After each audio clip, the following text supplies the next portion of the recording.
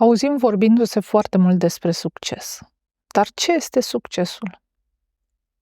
Dincolo de promovarea aceasta agresivă a succesului, autentică sau mai puțin autentică, de dorința aceasta a tuturor de a fi de succes, ce este succesul până la urmă?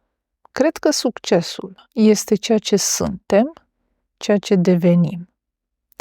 Și mai este atunci când ceea ce suntem și devenim este aliniat cu ceea ce avem. Dacă ceea ce avem nu este aliniat cu ceea ce suntem,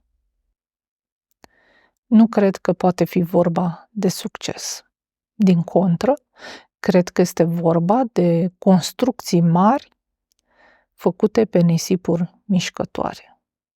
Până când structura ta interioară nu poate susține ceea ce ai, acela nu este un succes. Când structura ta interioară, ceea ce ești și ai devenit, susține tot ceea ce ai în exterior, acela este succesul.